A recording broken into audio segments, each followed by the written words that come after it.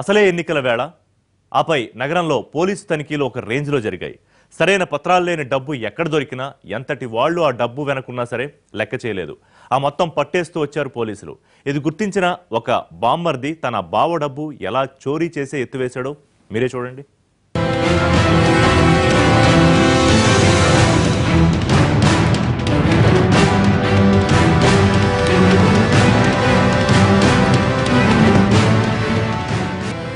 బెంగళూరుకు చెందిన కాంతిలాల్ బట్టల వ్యాపారం చేస్తున్నాడు.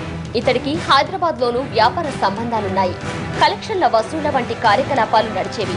వీటిని ఇతడి బామ్మర్ది అర్జున్ సింగ్ రాజ్పూత్ చూసేవాడు. ఎంతకాలమిలా ఎంత మొత్తం వసూలు చేసినా అనా పైసలతో సహా ఆ డబ్బు బావగారికి అప్పగించాల్సిందే. కంటి ముందు అంత డబ్బున్నా అందులో రూపాయి కూడా వాడుకోవడానికి వీల్లేదు. వసూలైన మొత్తం ఒక్కసారి కొట్టేసినా లైఫ్ సెటిల్ అయిపోతుంది.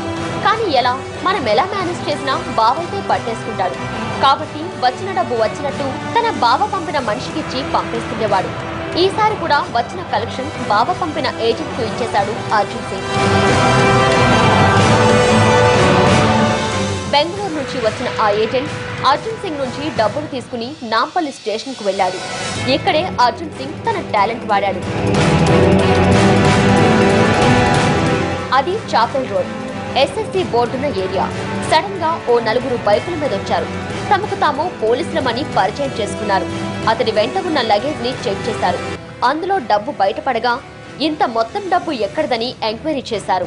ఇతడు చూస్తే ఆ వచ్చిన వాళ్లు పోలీసులేమోనని హడలిపోయాడు. నోట మాట రాక నీళ్లు నమిలాడు. ఇదే అదునుగా భావించిన ఆ నలుగురు దొంగ పోలీసులు ఇతడి బ్యాగ్ లోని డబ్బంతా చేతబట్టి వచ్చిన దారినే వెళ్లిపోయారు. దీంతో లబోదిబోమనడం బెంగళూరు ఏజెంటు వంతైంది. నిజానికి సిటీలో కరెంట్ సిచ్యువేషన్ కూడా ఇంచుమించు ఇలాగే ఉంది. ఏ చిన్న తేడా వచ్చినా డబ్బు జప్తు చేస్తున్నారు పోలీసులు. ఎలాంటి పేరున్న వాళ్ళనైనా సరే మొహమాటం లేకుండా ఆ డబ్బు స్వాధీనం చేసుకుంటున్నారు. పేపర్లు లేకుండా 50,000కు ₹1 ఎక్కువైనా సరే పట్టేసుకుంటున్నారు. ఇది గుర్తించిన రాజ్పూత్ తన బావ డబ్బు తెలివిగా కొట్టేసే ప్లాన్ వేశాడు. అది కాస్త వర్కౌట్ అయింది. వీళ్లు పోలీసులమని చెప్పగానే బావ పంపిన ఏజెంట్ బెదిరిపోయి వాళ్ళకి డబ్బు మొత్తం అప్పగించేశాడు. ఈ సుజాత స్కూల్ దగ్గర అతను బండి నుంచి నెట్టేసి ఆ బ్యాగ్ తీసుకొని వెళ్ళిపోతారు. వెళ్ళిపోయిన తర్వాత అతను మళ్ళీ వాళ్ళ సార్కి ఇన్ఫార్మ్ చేయడం, అతను వచ్చి మాకు 8th రోజు ఈవినింగ్ ఈ కంప్లైంట్ ఇవ్వడం జరిగింది.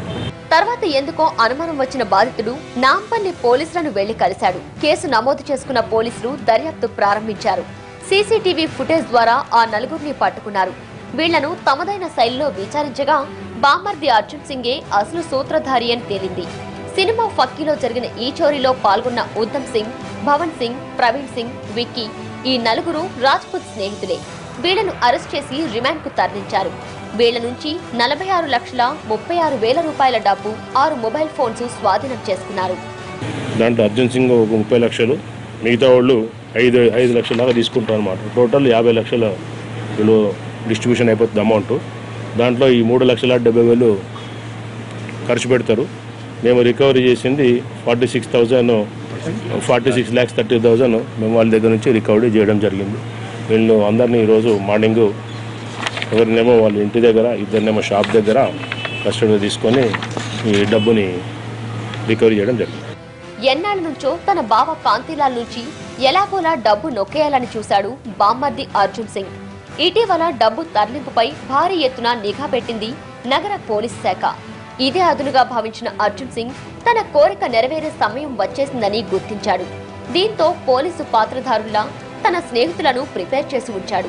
సరిగ్గా తన బావ మనిషిని పంపడం, ఆ మనుషులపై తన మనుషుల చేత అటాక్ చేయించడం, డబ్బు స్వాధీనం చేసుకోవడం అనే ప్లాన్ చకచకా అమలు చేసేశాడు అర్జున్ సింగ్. ఆ ఏజెంట్ వీళ్లు నిజమైన పోలీసులని మొదట భయపడ్డా తర్వాత తేరుకుని అసలు పోలీసులను వెళ్లి కలిశాడు. అలా కలుస్తాడని అస్సలు ఊహించని అర్జున్ సింగ్ బృందం అడ్డంగా బుక్కైపోయింది.